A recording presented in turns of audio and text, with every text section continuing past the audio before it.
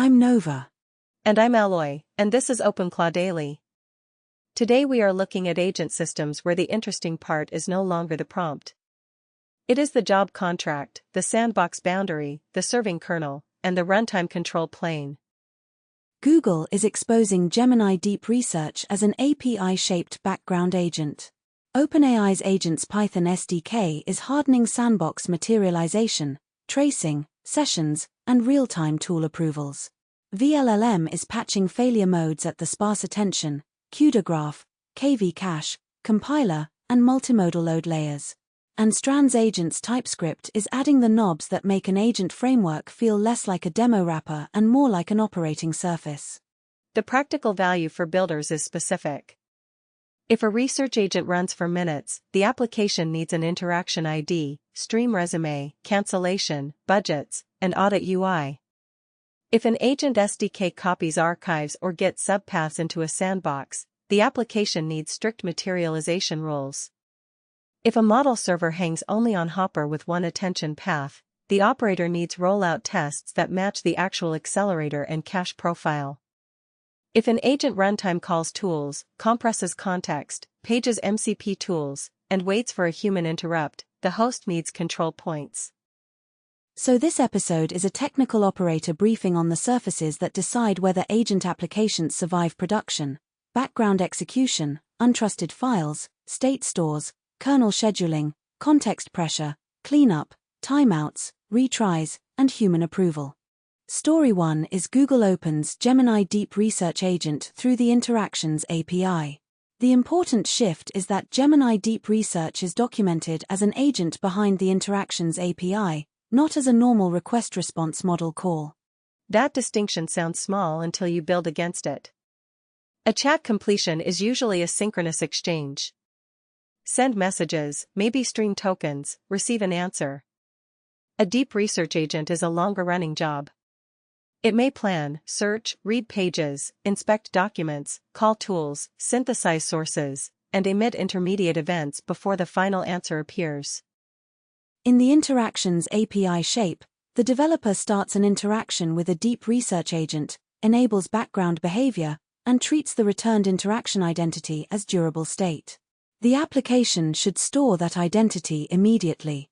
If the client disconnects, the work may continue. If the event stream drops, the application should resume from the known interaction ID and the last consumed event ID rather than starting the research job again. That changes the product architecture. The application is not just wrapping a model endpoint. It is operating a workflow endpoint. It needs a job table, status states, cancel behavior, retry rules, source display, cost budgets, and user expectations around latency. A user should not stare at a frozen spinner for a minute-scale research job. They should see planning, search, retrieval, source review, synthesis, and completion states. The agent also has tools in the contract. Google Search is part of the research behavior. Remote MCP servers can be configured with headers, which means the agent can reach external tool servers through a managed protocol boundary. Multimodal inputs such as images and PDFs can be part of the task. Generated images may appear as response artifacts. And model routing can involve Gemini 3.1 Pro Preview. The MCP part deserves attention. A remote MCP server is not just a library import. It is a network tool provider with schemas, authentication headers, tool names, and failure modes. If the deep research agent can call that server during a background job, the application needs to know which tools were exposed, which headers were sent, what rate limits apply, and what the server can access. It also needs a trust model for documents. A deep research task may read PDFs, images, web pages, or user-provided files. Those files can contain hidden instructions, adversarial text, misleading citations, or content that tries to redirect the agent. The correct operator stance is that grounding material is untrusted input. The research agent may summarize it, but the application should not silently treat every source as authoritative. That affects UI. A good deep research integration should make sources inspectable. It should separate the final synthesis from the evidence trail. It should show where a claim came from, whether the agent used search, whether it used MCP tools, and whether it processed uploaded documents. If the answer is used for business decisions, a source audit view is not decorative. It is part of the safety surface. Background execution also creates budget questions. A one-shot prompt has a relatively bounded request cost. A research agent with search, reading, tool calls, and generated artifacts can vary widely. Tool budgets, maximum time, maximum source count, and cancellation are not optional controls. They are how the application prevents an innocent research task from becoming an unpredictable spend event. Stream recovery is another operator detail. Streaming is not only for the final answer. It can carry events about what the agent is doing. The client should treat events as append-only operational state. Consume them idempotently. Record the last event ID. If the connection fails, reconnect from that point. Do not duplicate the job unless the API contract says the original work is gone. The reason is user trust. If a user requests a long research task and reloads the page, they expect the same job to continue. Starting another job may double cost, produce two competing answers, and make the audit trail confusing. Durable interaction IDs are the primitive that lets the app behave like a task manager instead of a chat window. There is also a product language trap. Calling this simply Gemini with deep research undersells the engineering.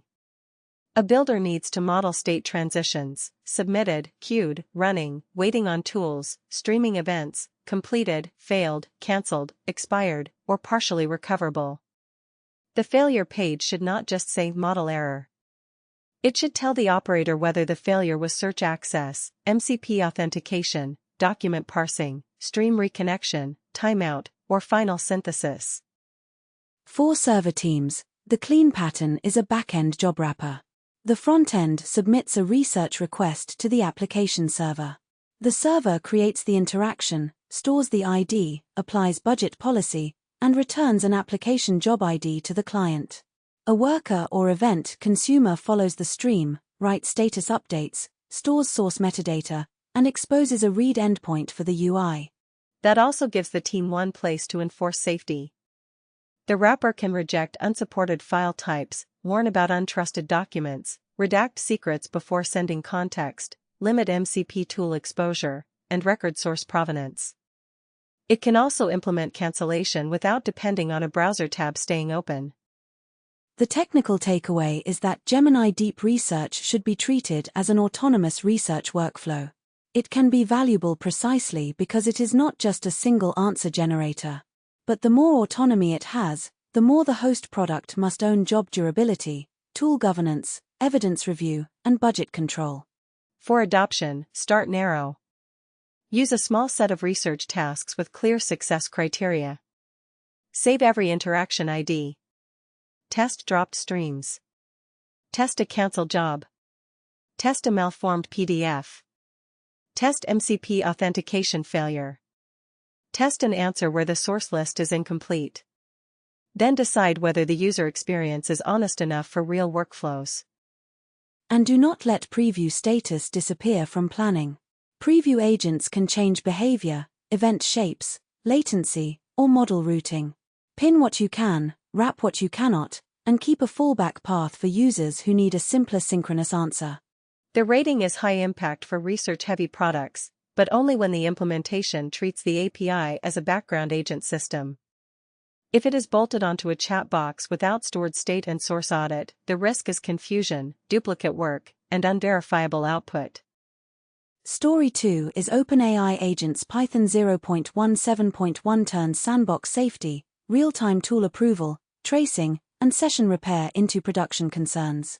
This is the type of SDK release that looks like a maintenance patch until you map each fix to an incident class. The sandbox changes are the first place to look. Archive extraction is bounded. Git repository subpaths are validated. Repository root aliases are preserved. Provider error details are surfaced. These are not cosmetic changes. They define what source material can be copied into an execution environment and how failures are explained when that materialization fails. Sandboxes are supposed to narrow the blast radius of agent work. But a sandbox setup step can itself become a risk if archive extraction is too permissive, if paths escape the intended route, if GIT subpaths point somewhere unexpected, or if the runtime hides the provider error that would tell the operator what happened. Bounded archive extraction is especially important because archives are structured input. They can contain deeply nested files, large payloads, duplicate names, path traversal attempts, symlinks, unusual permissions, and compression ratios that are hostile to resource limits. The sandbox should decide exactly what gets materialized, where it lands, and when extraction stops. GIT subpath validation is the same category. A developer may intend to grant the agent only a repository subdirectory. If subpath handling is loose, the sandbox can accidentally stage too much source, the wrong source, or a path outside the intended boundary. A path bug becomes a permissions bug. The tracing fixes are about observability survival. Shutdown is now best effort. Batch trace workers survive exporter errors. No-op span IDs are guarded. That means telemetry failures are less likely to crash or stall the application path. In production, tracing is there to help diagnose failures, it should not become the failure. Batch exporters are a common weak point. A model request succeeds, a tool call succeeds, but the trace exporter throws during flush. If that exception kills the worker or interrupts shutdown, the application can lose telemetry or hang during process exit. Best effort tracing is not a lowering of standards. It is a recognition that observability systems have their own availability profile. Session repair is another practical area. Hosted tool IDs are preserved in OpenAI conversation sessions. Corrupt MongoDB session items are skipped. Metadata timestamps stay consistent across stores such as MongoDB and Redis. These fixes matter because agents are stateful. A session store bug can make an assistant forget tools, fail resume, or crash while loading old records. Skipping corrupt records is a production choice. It does not mean corruption is fine. It means one bad item should not necessarily take down the whole session.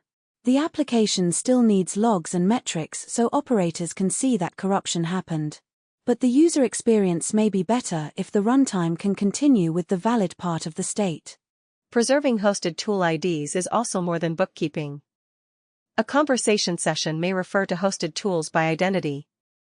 If those IDs are dropped or rewritten, the model or runtime can lose the link between a prior tool call, a future tool result, and the actual hosted capability.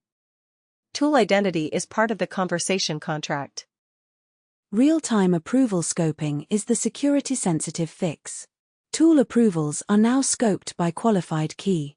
In a real-time agent, multiple tools, sessions, or namespaces may be active. An approval should apply to the exact intended tool action, not to a similar name in the wrong context. The failure mode is subtle. If approval identity is too broad, an approval for one action can be confused with another action. If identity is too narrow or unstable, a legitimate approval may not unblock the pending tool call.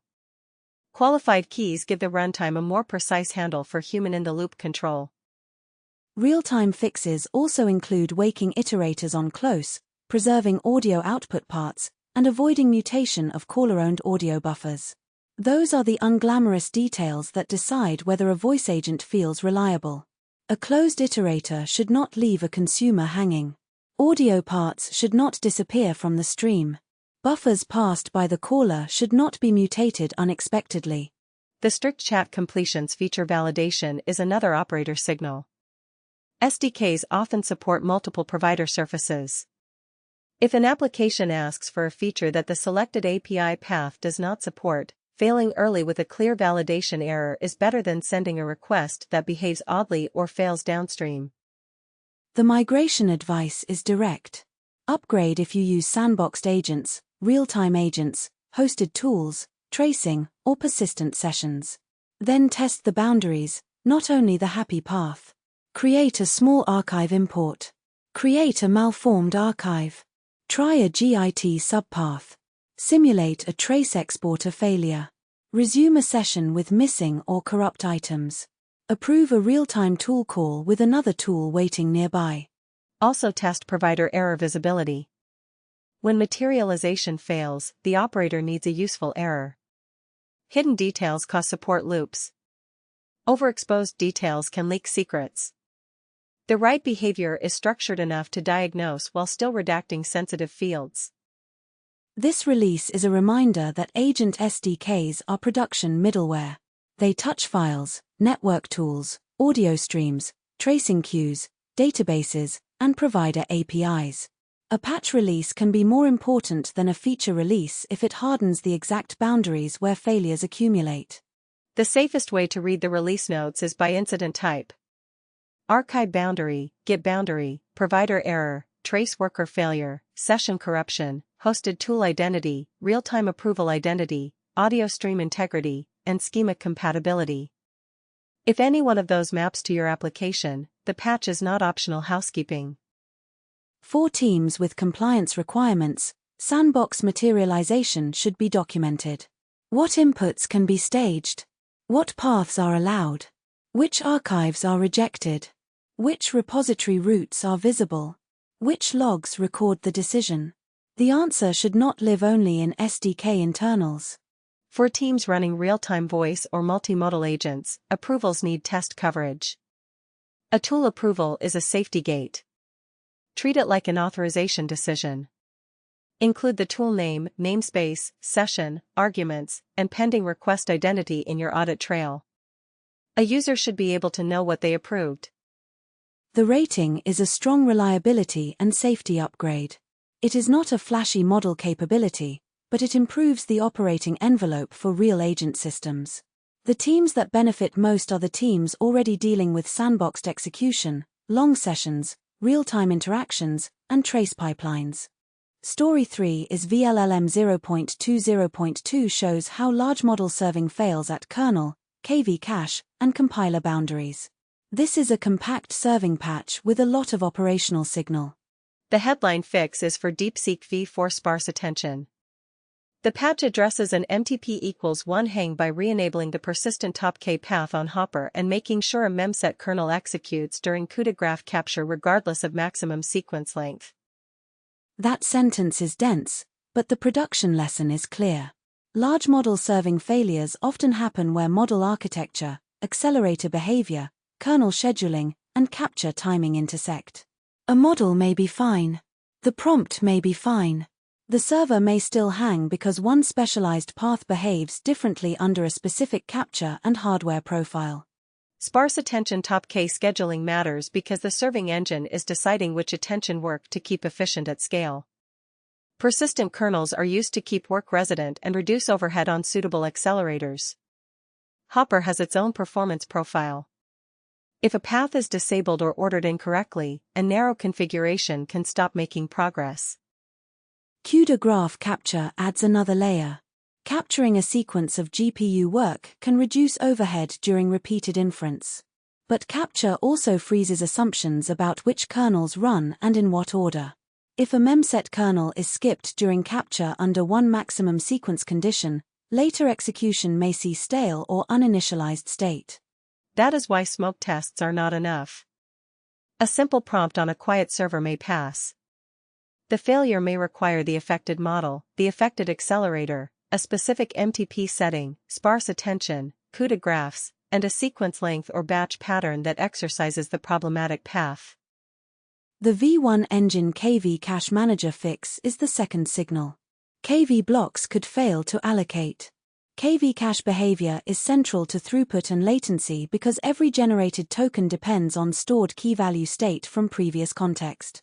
Allocation problems appear under pressure: longer contexts, higher concurrency, fragmentation, model-specific block sizes, and cache manager edge cases. Operators should treat KV cache fixes as capacity and reliability changes, not just bug fixes. If the cache manager misallocates or refuses blocks incorrectly, users may see failed requests, lower throughput, unstable latency, or incorrect scheduling decisions. Rollout testing should include the actual context lengths and concurrency levels used in production. The GPTOSS MXFP4 path points at compiler integration. The release wires unpadded hidden dimension metadata through a fake MOOP so torch compile can work. A fake op is often used to let compiler and tracing systems reason about shapes and operations without executing the full custom kernel. Quantized MO serving has many shape-sensitive paths. MXFP4 changes representation. MO dispatch changes which experts are active. Unpadded dimensions matter because the compiler needs accurate metadata to generate or validate the graph.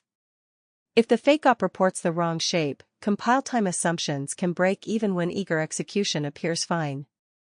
The Qwen3VL change removes a deep stack boundary check that could fail under heavy load. That is a multimodal serving clue. Vision language models often combine image preprocessing, token packing, boundary checks, text generation, and model-specific parsers. Heavy load can expose assumptions that do not show up in a single image test. The practical rollout plan is model-specific. For DeepSeek v4, test hopper, sparse attention, MTP settings, CUDA graph capture, and long sequences. For GPTOSS, test MXFP4 and torch compile, not only default precision. For Qwen3VL, test multimodal batches under load. For the V1 engine, test KV cache pressure with realistic concurrency. This is also how operators should read serving patch notes. Look for words like hang, CUDA graph, KV cache, compile, quantization, boundary check, heavy load, parser, and allocation. Those terms tell you where the risk lives. They also tell you what your staging environment must reproduce before rollout. A useful production discipline is to keep a serving risk matrix per model. Rows for model family, accelerator, precision, quantization, compile mode, graph mode, maximum context, batch policy, multimodal inputs, parser, and cache settings. When a patch note mentions one row, you know exactly which staging jobs to run. Another discipline is to measure both correctness and liveness.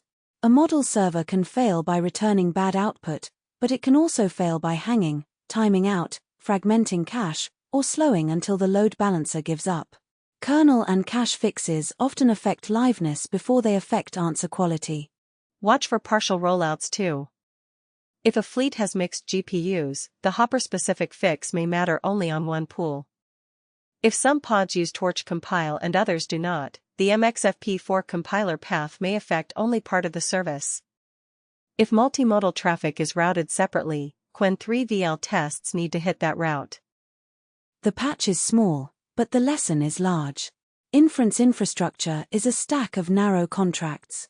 The model config, tokenizer, scheduler, attention kernel, cache manager, compiler, quantization format, graph capture, and parser all have to agree. Production reliability is often decided by one of those contracts breaking under load.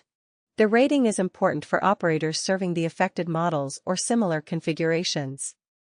If you are not serving DeepSeek v4, GPTOSS MXFP4, Qwen3VL, or V1 engine profiles, you still learn how to evaluate future patches. Serving reliability is rarely generic. It is specific to the hardware, model, and runtime path. Do not roll inference upgrades only on a hello world prompt. Run long contexts, concurrent batches, multimodal payloads, quantized paths, graph capture, and compile mode. Then compare latency, error rate, GPU memory, cache allocation, and hang behavior before and after the patch. Story 4 is Strands Agents TypeScript 1.1 adds runtime knobs for hooks, MCP, WASM, context compression, interrupts, timeouts, and retries. The useful angle is that agent frameworks are growing explicit control surfaces around behavior that used to be implicit. Hooks are a good starting point. Strands adds fields before and after tool calls, plus after invocation behavior and an after tool's end turn decision field. That gives the application a place to observe or modify runtime flow around tool execution. Hook ordering matters. A before tool hook can validate arguments, attach correlation metadata, enforce policy, or block execution. An after tool hook can inspect the result, redact sensitive output, summarize oversized data, emit telemetry, or decide whether the agent should continue. The end-turn decision is especially important because not every tool result should automatically trigger another model step. Without explicit hooks, developers often scatter this logic across wrappers, monkey patches, and tool implementations. That makes behavior hard to audit. A first-class hook surface makes it clearer where lifecycle code runs and what it can see. MCP support gets more production-shaped too. List tools can paginate. Server logs and metadata can be surfaced. There are fail-open controls. MCP clients gain async disposal. These are runtime operations, not just protocol niceties. Pagination matters because tool lists can grow. A server might expose many tools, dynamic tools, or user-specific tools. Loading the whole catalog in one call can be slow or brittle. A paginated list tools contract lets the client handle large catalogs deliberately. Server logs and metadata help diagnosis. If an MCP server is slow, missing a tool, rejecting auth, or returning an unexpected schema, the host application needs visibility. Fail-open behavior is a policy choice. Should the agent continue when metadata or logs cannot be fetched, or should it fail closed? Different applications will choose differently. Async disposal is cleanup semantics. Long-running agents open clients, transports, streams, and server connections. If cleanup is not explicit, a successful run can still leak resources. In a service process, leaked MCP clients become file descriptors, memory, open sockets, and confusing server-side sessions. Context compression is another major runtime knob. Strands adds proactive compression for conversation managers. Context windows are finite, but agents often accumulate tool results, plans, logs, retrieved documents, and intermediate reasoning summaries. Compression decides what stays available when context pressure rises. Compression policy should not be treated as a magic summarizer. It is a data retention decision. The runtime should preserve task goals, constraints, user approvals, tool outputs that matter, unresolved errors, and source references. It can compress repeated logs, verbose intermediate outputs, or stale discussion. But if it compresses away a safety constraint, the agent may act as if permission changed. Human-in-the-loop interrupts add a checkpoint concept. An agent can pause for approval, clarification, or operator input. That pause needs durable state. The application should know what action is pending, why it needs a human, which inputs are allowed, how long the checkpoint can wait, and what happens on timeout. Graph and swarm timeouts are related. Multi-agent graphs and swarms can loop, wait on slow tools, or expand work beyond the original scope. Timeout controls define the maximum runtime envelope. They also create a failure state the application must handle. A timeout should produce a useful partial result or diagnostic, not just a blank failure. Model retry and back-off strategy types make failure behavior explicit. Retrying every error immediately can amplify rate limits and cost. Never retrying can make transient provider errors user-visible. A typed retry policy lets the application distinguish retryable transport failures, rate limits, model overload, schema errors, tool errors, and user-correctable input problems. The WASM bridge and structured output work point at type safety boundaries. When agent runtimes cross language or execution environments, types can drift. A schema that looks valid in TypeScript may not serialize cleanly through a WASM bridge. Contract tests reduce the risk that a tool result works in one environment and breaks in another. Normalizing invalid tool names is another small fix with real implications. Tool names often flow through model prompts, provider APIs, JSON schemas, tracing, and external protocols. Invalid names can cause provider rejection, hidden renaming, or mismatched tool calls. Normalization should be predictable and visible so operators know what the model is allowed to call. Local agents exposing model identity helps auditability. If a local agent runs a model, the application should be able to report which model was used.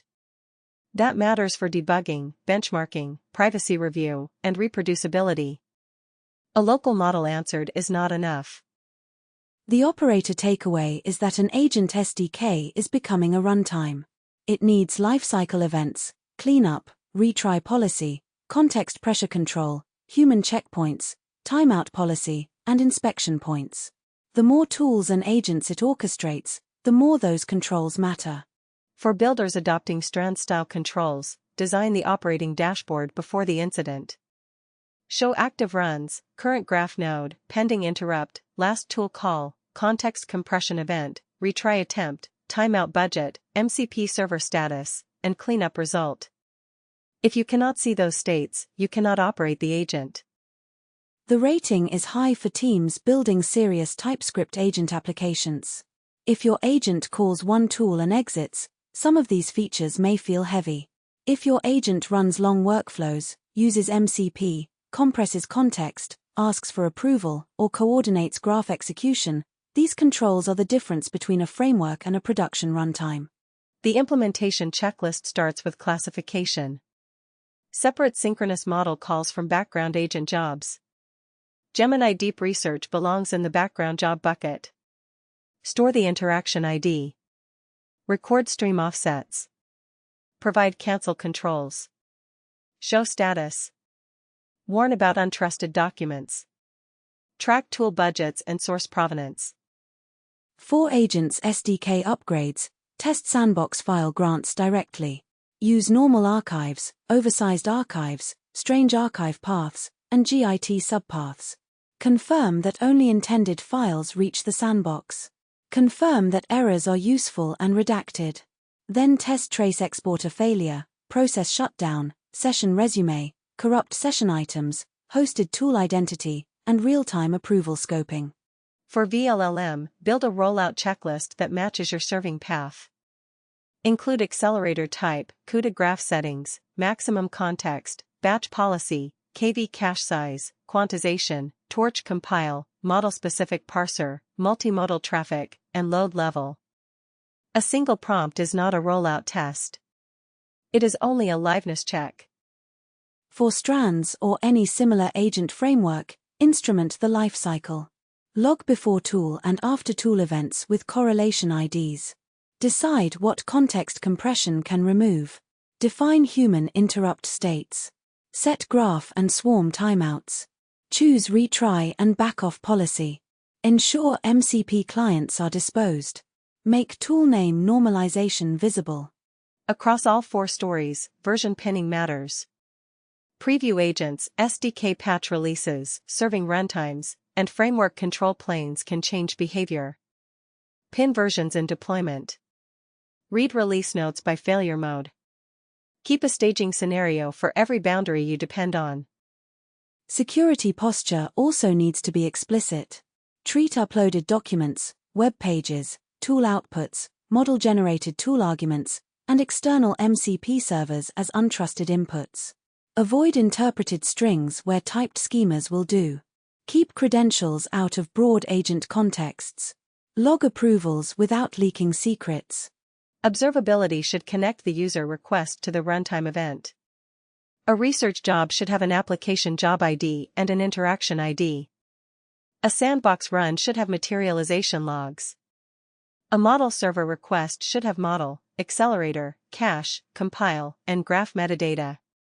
An agent graph should have node, tool, retry, interrupt, and timeout events.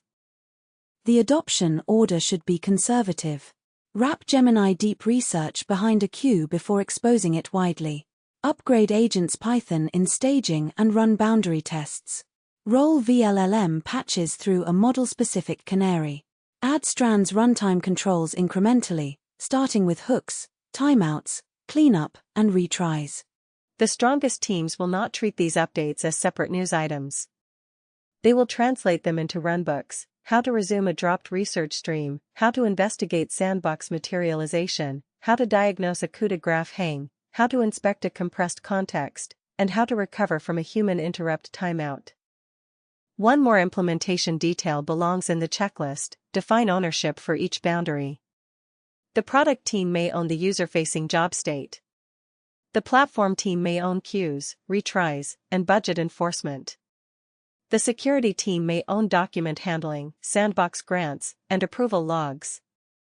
The infrastructure team may own inference canaries and cache telemetry. If nobody owns a boundary, it becomes a place where failures are discovered only after users report them. And each boundary needs a rollback plan. A deep research integration should be able to disable remote tools without disabling every answer. An agent's SDK upgrade should be reversible if sandbox staging changes break workflows. A vLLM rollout should drain the affected model pool quickly if hangs appear. A Strands runtime change should let operators turn off an aggressive compression or retry policy before it corrupts state or amplifies load. The documentation should be operational, not aspirational. Write down the job states, the sandbox staging rules, the serving test matrix, and the agent lifecycle events. Then keep those documents close to the code and deployment configuration.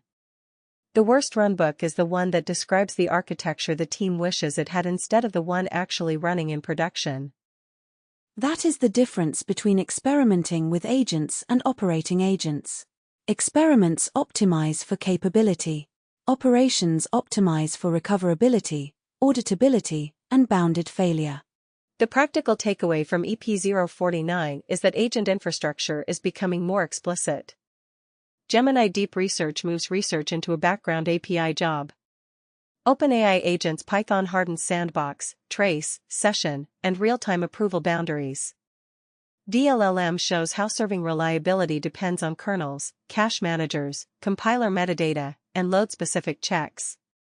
Strands TypeScript adds runtime controls around hooks, MCP, compression, interrupts, timeouts, cleanup, and retries. For builders, the rule is to make the hidden state visible. Store IDs. Resume streams. Bound file materialization. Preserve tool identity. Test cache pressure. Measure kernel paths. Paginate tool catalogs. Dispose clients. Make human approval and timeout states auditable. If there is one operational move to make this week, pick the boundary where your system would be hardest to debug and add a test plus a trace. For some teams that is a dropped deep research stream. For others it is a sandbox archive. For model-serving teams it is a long context coup de graph canary. For TypeScript agent teams it is an interrupt or context compression event. Thanks for listening to OpenClaw Daily. Show notes and source links are available at tobyonfitnesstech.com, and we'll be back soon.